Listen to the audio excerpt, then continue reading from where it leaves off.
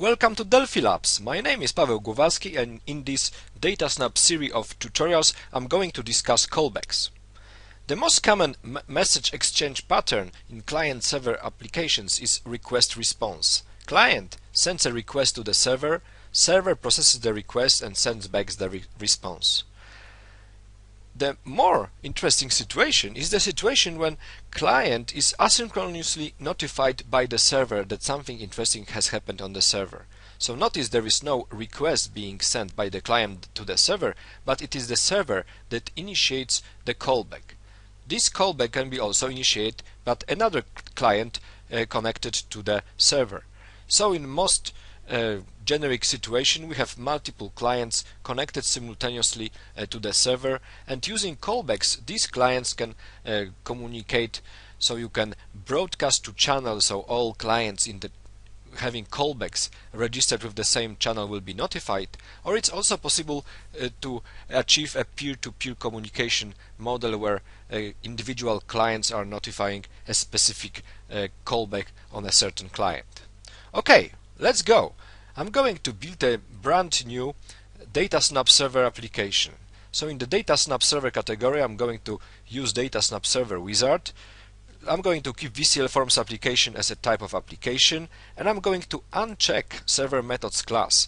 So I don't need any Server Methods class because this functionality is built into the DataSnap architecture. So I'm going to only keep the TCP/IP as a communication protocol. I'm going to see if the port 211 is open, and I'm going to finish. I'm going to save my application in already prepared folder called Simple Callbacks. So this is my form server unit, server container unit.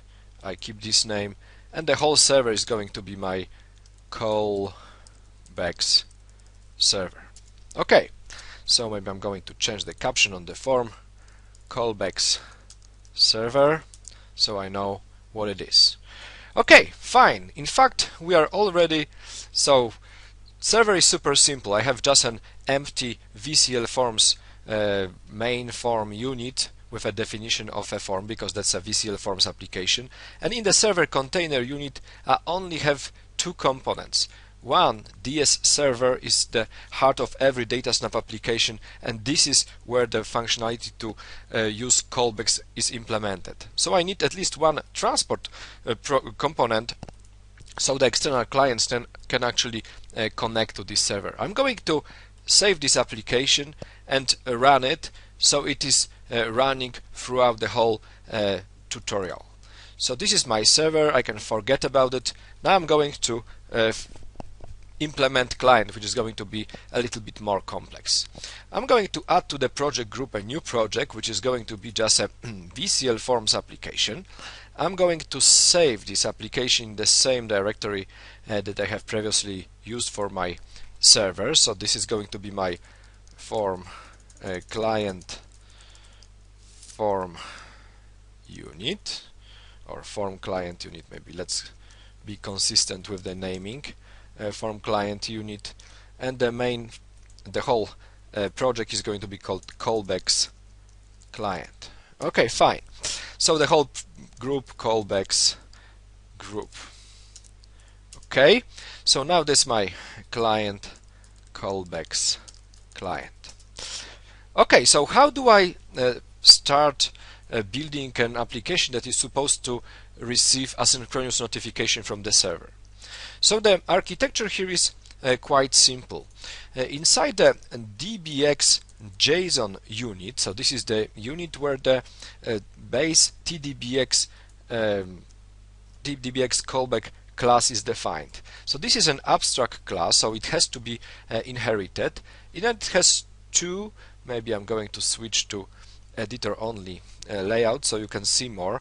There are two virtual abstract methods, one execute that takes a JSON value as an argument and returns a JSON value, and one that takes TObject and returns the TObject. I'm going to use a TJSON value because it's going to be a simpler solution, so I'm going to have this demonstration as simple as possible.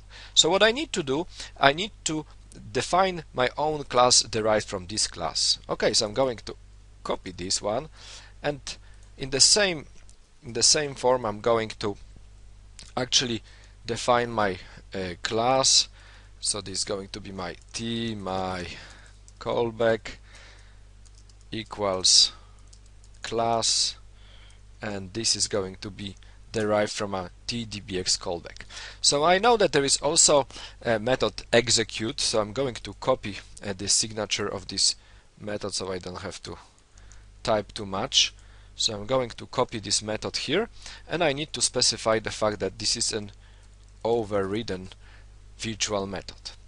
Okay, so I can now just do Ctrl+Shift+C for class completion, and this is just the basic structure of my client application. So I have a form class, so actually it's a good idea to maybe change the name of this class to something different, like not form6 but maybe form client. Okay, again to the default layout. So I'm going to change the name of this form to something different, like form client, because I'm going to use it in the code, so that's really good to have it in a readable form. Oh, I started to type somewhere else. Okay, that's fine. And here I need to, so that was a little bit of a tform client. So let me tform client is of type tform client. That's fine. Okay, so whenever the callback arrives, the server actually executes this method, execute callback. So I have to implement a certain functionality here. So what I'm going to do is I'm going to add to my client a memo component. So I'm going to add a memo component, and this is where I'm going to display messages that are coming from my callback. So I'm going to save it, my memo. I'm going to call it memo log. Maybe I can even clear this, or I can keep memo log, doesn't really matter. And instead of just accessing memo log directly, I'm going to be more elegant and define a log message method, log message, that will take just a string to be displayed in the memo. Ctrl+Shift+C again for class completion, and I'm going to add to my memo log lines dot add, and I'm going to first do a date time to string. So I'm going to display a timestamp, and I'm going to add a little bit of space and display the message in the memo. So instead of directly using this in code, I can just conveniently do a log message. Okay, so I could actually now start to write something like this. Form, that will be obvious, log message. But that will be not a good solution, because we potentially can call this log message method from a thread different than the main VCL thread of this application. So manipulating a graphical user interface from different threads other than main thread is not recommended. So we need to have a thread safe way of calling the same functionality. So what I'm going to do is I'm going to implement a thread safe version of my log message procedure.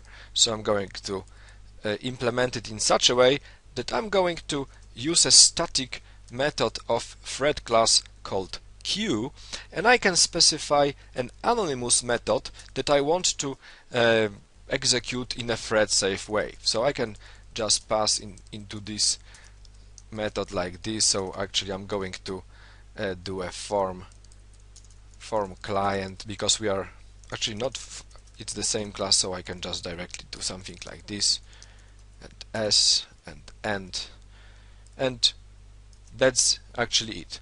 So this is a very interesting Delphi syntax. This is an anonymous method, so the second parameter to thread queue method, so we can actually have a look how it looks like, is a method that is defined as a thread method, and this is a procedure of object or a reference to procedure. So this is really in fact this is the one that we are using. So this is the signature of an anonymous method that does not take any parameters and does not return any parameters. So this is exactly our method just does this.